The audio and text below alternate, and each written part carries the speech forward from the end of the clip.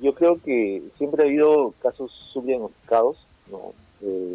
Porque el concepto inicial era que tenía que haber una prueba serológica o una prueba molecular para que se haga el diagnóstico.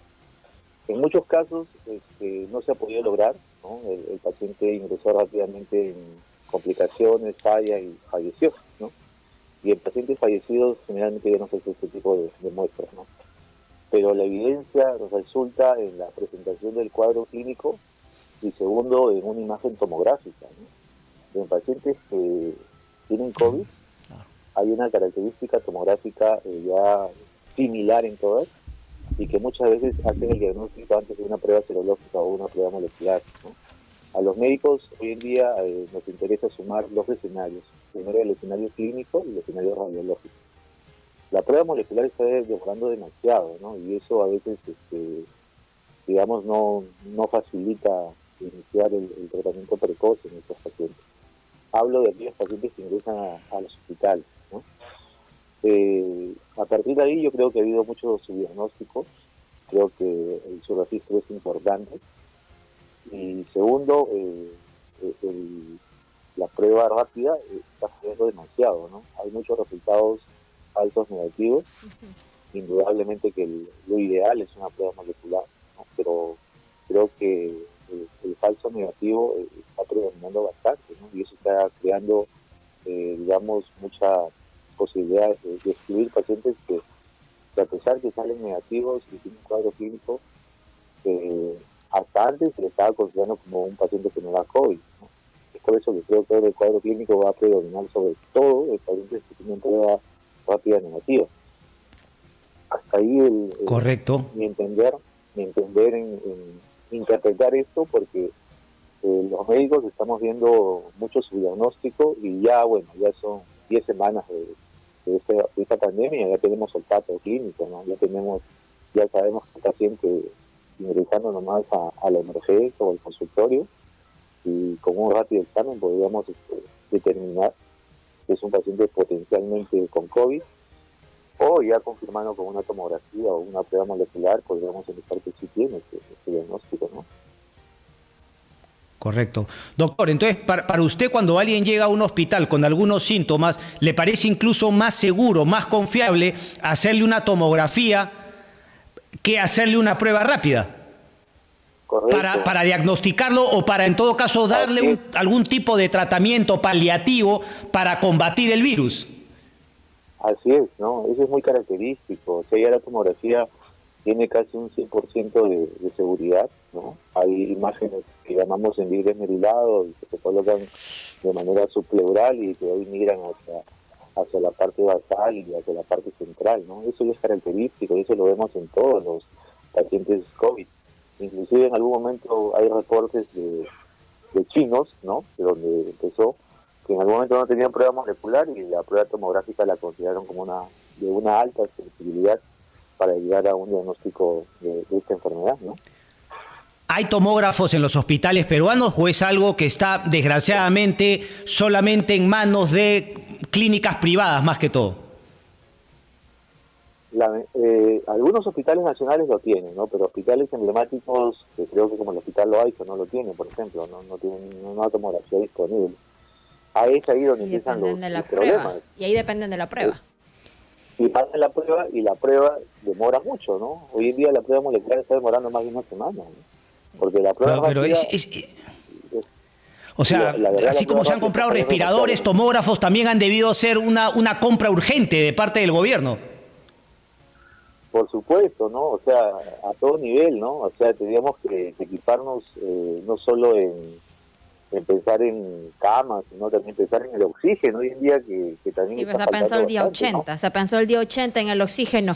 Doctor Valverde, bueno, muchas variaciones en la información se han ido dando, entiendo, con el descubrimiento, con el conocimiento de la enfermedad. Exactamente en torno al tratamiento, se ha dicho mucho de qué medicina usar, que la ivermectina no, que la hidroxicloroquina no. ¿Podría explicarnos cuánto ha variado y exactamente ahora, más o menos, qué tienen ustedes como una idea clara de tratamiento a pacientes UCI? Bueno, yo diría que en todo paciente hospitalizado, o sea, todo paciente que ingresa ya a un hospital con el diagnóstico de COVID y que pasa a ocupar una cama, generalmente vienen con un problema de oxigenación, y eso es la característica de todos ellos. Y esto ya no requiere ningún tipo de tratamiento, digamos, específico o paliativo, sino requiere lo que llamamos terapia de soporte nosotros. ¿Qué es? La terapia de ¿Ventilación? soporte consiste en, si el paciente requiere oxígeno y todavía tiene la capacidad de poder respirar solo, le damos oxígeno, ¿no? Y eso El se sabe desde el inicio, doctor Valverde, entiendo. Claro. Desde antes que llegue la enfermedad al Perú.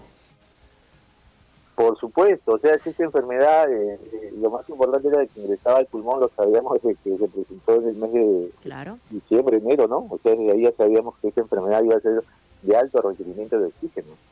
Y es lo que hacemos, ¿no? O sea, si el paciente ingresa con requerimiento de oxígeno, le damos oxígeno. Si el paciente tiene algún compromiso de la presión arterial, controlamos su presión arterial. Si tiene algún compromiso renal, le damos medicación para que mejore lo que es la función renal, entre otros fármacos que son parte de nuestra terapia de soporte. Si este paciente, a su vez, tiene un problema oxigenatorio en el cual se ve, ya que hace mucho esfuerzo por respirar y se va a cansar, hacemos lo que es la ventilación mecánica, ¿no? Lo que estamos con un respirador, ¿no? Correcto. Todo ese tipo de manejos es para tratar de evitar que el paciente se complique, porque esta enfermedad predominantemente lo que tiene es un cuadro inflamatorio sistémico y que ningún medicamento lo va a poder parar. Solo su organismo va a regularlo o lo va a autorregular en base a su respuesta antiinflamatoria que va a generar. Mientras que el paciente le falta oxígeno, le daremos oxígeno, si su presión está baja, controlaremos su presión, y la mayoría de pacientes han salido de esta manera, ¿no? Es decir, más que todo es una carrera de resistencia del paciente frente a una situación tan adversa. Es decir, si tenemos todas las medicinas, incluso las que puedan ser un tratamiento estandarizado en países del extranjero, si no hay oxígeno, el paciente se nos muere. Por supuesto. Y eso se sabía desde el fármaco más importante es el oxígeno. Y entonces, ¿cuál es su impresión al ver que el día 80 y tantos recién se está viendo mecanismos, más fortalecidos, entre comillas, para poder proveernos del oxígeno que se necesita? Que recién hace unas 3 semanas se comenzó a averiguar cuánto hacía falta a nivel nacional y que ahora hablamos hasta de importar. Falta de previsión y planificación de las autoridades, ¿no? Me parece que a ese nivel no se... Correcto. Y además lo había advertido la Defensoría del Pueblo hace semanas, hace más de un mes. Claro. Así es, ¿no? Ya se dio el caso de Loreto primero y de otras ciudades, ¿no? Y ahora Lima. Correcto. Ahora, ¿cuál es el porcentaje, doctor, de los pacientes que se hospitalizan, que llegan a cuidados intensivos y finalmente logran superar la COVID? Es decir, ¿sigue siendo bastante bajo? Mira, a ver, primero, de los pacientes que ingresan con oxígeno al hospital, que casi es el 100%, el 30% acaba en cuidados intensivos aproximadamente, ¿no? O sea, necesitamos tener una cantidad importante de camas UCI para poder manejar a estos pacientes. Ahora, la mortalidad de estos pacientes que ingresan a cuidados intensivos, o mejor dicho, la tasa de letalidad, porque no podemos hablar de mortalidad, la tasa de letalidad inicialmente empezó con valores altos, llegaba hasta el 80-90%. Hoy en día, ya pasaron 9 o 10 semanas de COVID, ya podríamos decir que la letalidad se ha reducido hasta el 50% aproximadamente, ¿no? Esto porque obviamente hemos entendido la enfermedad, hemos entendido la evolución de esta enfermedad, hemos brindado terapia de soporte como les mencioné, ¿no? Y sobre todo hemos hecho un trabajo en equipo más que importante como para poder sacar a estos pacientes de una situación crítica.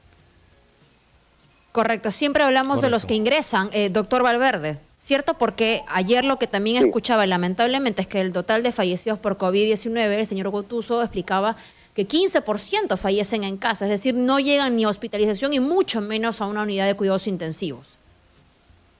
Y claro, y todos tampoco llevan a cuidados intensivos porque las camas UCI han sido sobrepasadas, ¿no? Muchos se quedan en la sala de hospitalización general con medidas básicas como son la oxigenoterapia y algún fármaco adicional, y necesitando cuidados intensivos no pueden pasar porque no hay camas disponibles para todos, ¿no? Correcto. Sí, yo quería desde el punto de vista suyo, doctor, ¿cuáles son los medicamentos que han ayudado en algo al tratamiento. Sabemos que no hay ninguno finalmente de aplicación universal. Por eso mismo es que no hay autodiagnóstico. Es decir, se le recomienda a la gente que no se diagnostique sola, que no vaya a una farmacia y que compre los medicamentos, muchas funcionan y se los tome, sino que el doctor tiene que ver el cuadro clínico, la situación de cada paciente y en base a eso destinarle algún medicamento que pueda paliar ¿no? el desarrollo de la enfermedad. Desde su punto de vista, en hospitalizados que podrían o no haber pasado los cuidados intensivos, ¿cuáles son los medicamentos que funcionan de alguna manera? Ya mira, vamos a primero ubicarnos. El 80% de pacientes son leves. ¿Ya? Estos pacientes no requieren un tratamiento específico, sino un tratamiento sintomático. El tratamiento sintomático consiste, si el paciente tiene fiebre, le damos para la fiebre. Si tiene dolor de cabeza, le damos para el dolor de cabeza. Mientras no tenga un compromiso adicional. Lo más importante es el compromiso respiratorio, el pulmonar. Ahora, el otro grupo, el 15% restante, hacen la forma moderada. Si ahí están ubicados los pacientes que tienen comorbilidades, como son aquellos que son obesos ahora, hipertensos, diabéticos y otras comorbilidades adicionales, estos pacientes requieren hospitalización, por lo que se ha visto que sí tienen complicaciones oxigenatorias importantes, entonces se requieren estar hospitalizados. Y el 5% restante de este grupo que hizo formas severas acaban en cuidados intensivos. Tú me preguntas, ¿cuál de estos grupos requieren un tratamiento específico, digamos, para tratar de paliar o reducir la posibilidad de ingreso o migración de una fase moderada a severa? Podrían ser aquellos pacientes que tienen comorbilidades, ¿no? Aquellos pacientes que tienen mayor riesgo. Entonces, a ellos posiblemente hay algún beneficio con alguna medicación, en este caso podría ser la ivermectina, ¿no? Que es la que tiene quizás menos bemoles, y los otros han sido observados, ¿no? Entonces, hasta ahí, correcto. Obviamente, esta es una discusión en el mundo médico, totalmente. Hasta ahora no nos ponemos, digamos, de acuerdo qué cosas van a recibir. Doctor, pero sí es cierto. Es que exactamente le quería preguntar el criterio que se está manejando, porque quienes critican, como usted dice, el uso de la ivermectina, por ejemplo. Bueno, este es un fármaco que no está diseñado especialmente para el coronavirus, sino se dio algunas propiedades que lo que hacían evitaban la replicación viral, o sea, que el virus siga, digamos, creciendo en número en el organismo. Entonces se vio que a mayor carga viral, mayor posibilidad de complicaciones. Entonces se observó que la ivermectina tenía este beneficio, pero es una observación que hay en grupos pequeños, nada más, todavía no hay nada concluyente, y que se podría decir que es un fármaco que podría prometer, nada más, hasta ahí se concluye. Pero no es una receta mágica, no es nada. Hay pacientes que solo con tratamiento sintomático pasa esa enfermedad y no requieren ningún medicamento adicional, ¿no? Pero sí, en pacientes hospitalizados no hay ningún tratamiento específico. O sea, ahí sí la hidroxicloroquina, la ivermectina y otros fármacos no van a tener ningún beneficio, porque ahí lo que se tiene que manejar es la inflamación. Y la inflamación, hasta dónde se tiene que controlar, es con las medidas de soporte que les menciono a ustedes. Correcto. Solamente yo quería entender un poco el tema de la ética, ¿no? De la medicina, porque claro, dice que finalmente la prioridad es intentar salvar vidas humanas, ¿no?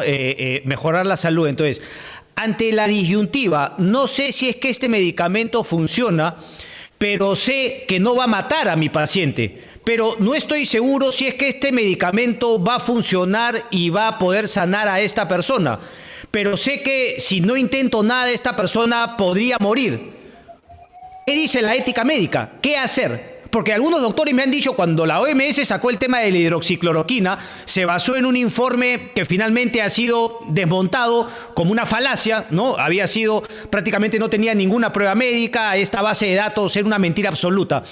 Pero la ivermectina ha quedado demostrada que no haría daño. Entonces, ¿qué dice la ética médica? ¿Darle algo con la opción de que pueda sanarse por más que no tenga la seguridad de que lo va a hacer? ¿O simplemente no hacer nada?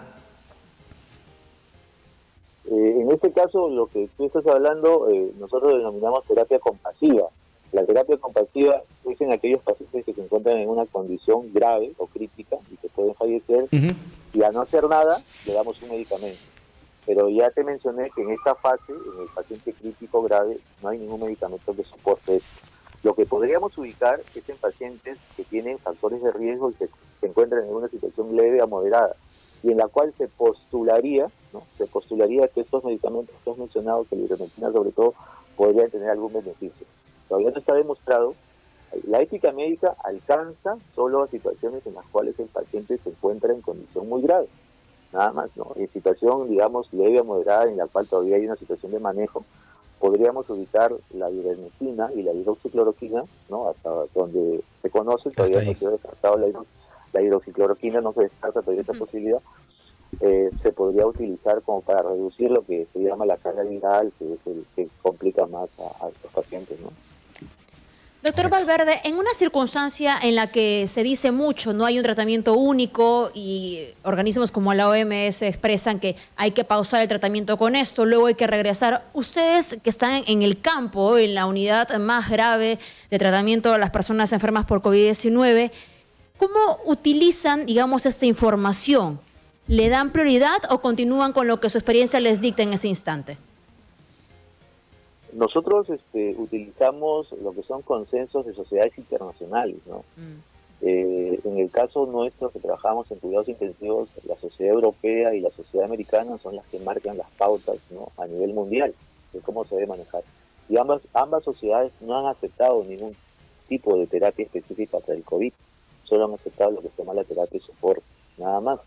Entonces, mientras no haya un nivel de evidencia alto, o sea, no podríamos ratificar ni decir que este fármaco va a ayudar o no a estos pacientes, ¿no? Correcto. Así es.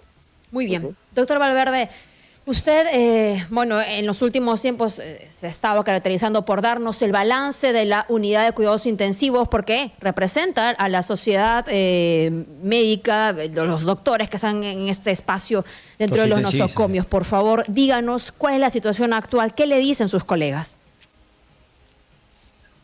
Bueno, siempre nos comunicamos, siempre estamos al tanto de cómo van las unidades y todo sigue lleno, ¿no? No hay camas disponibles, ¿no? Hay, digamos, disposición, lo vuelvo a ratificar, en caso de que el paciente salga de alta o falleciera, y hay una larga lista de espera que están en las áreas de hospitalización general, que son los primeros en ingresar, ¿no? Todavía no hay una disposición, digamos, de porcentajes de camas libres, no para nuestro criterio. Todavía las camas están ocupadas. El balance de esto es que cada vez vamos reduciendo los tiempos de hospitalización también de estos pacientes, ¿no? Antes demorábamos 3 a 4 semanas en poder sacarlo de UCI, ahora estamos llegando a 2 semanas, a 3 semanas quizás como máximo, pero eso nos permite entrar en una buena rotación de camas para ponerlos a disposición de los pacientes. Y en ese sentido, ¿cuál es su opinión respecto, por ejemplo, a la flexibilización de las medidas que se están tomando en torno a la cuarentena? Bueno, mientras no se tengan casos diagnosticados y no caigamos en su registro, creo que no podemos todavía tomar, digamos, libertades a estos pacientes, porque ya hemos visto que en situación de cuarentena, pues, los casos han ido en incremento, ¿no? Ahora quizás haya, digamos, algún poco más de responsabilidad por el hecho de que se han visto que sí en las emergencias han bajado los pacientes, y eso también ahí es importante decirlo, ya no están las emergencias abarrotadas, pero sí hay pacientes ahora. Ya hay un porcentaje quizás entre un 50-70%, digamos, ahora todavía, del 100% todavía, hay menos, pero esto también hay que tomarlo con pinzas, ¿no? Porque hay muchos pacientes que se han quedado en su domicilio, ¿no? Hay muchos pacientes que están con balones de oxígeno en domicilio y que prefieren un tratamiento casero, un tratamiento ambulatorio, en vista de que la información era de que los hospitales estaban llenos, ¿no? Entonces eso también hay que ubicarlo, hay que ver el primer nivel de atención, cómo estamos. Diría que con pinzas, doctor Valverde, que con pinzas no podemos dejar, o sea, ya la gente sale, ya la cuarentena prácticamente se ha roto, con pinzas, pero también dándole prioridad a que aumente la disponibilidad de atención en los nosocomios y la atención primaria, importantísima también. La atención primaria es fundamental acá. Eso, más que nunca, creo que se debe reforzar, porque si se hace un buen control a nivel de la comunidad, la cantidad de casos que puedan llegar a los hospitales van a ser mucho menos, ¿no?